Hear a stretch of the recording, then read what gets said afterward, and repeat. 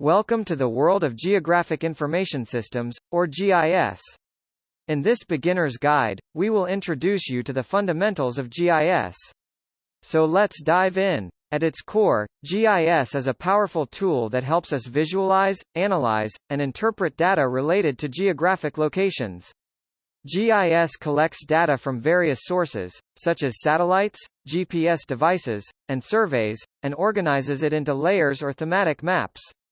These layers consist of different types of information, such as roads, buildings, rivers, vegetation, and population density.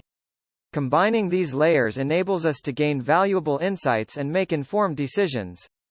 GIS allows us to overlay data on maps, giving us a visual representation. Don't miss out on the opportunity to unlock your mapping potential.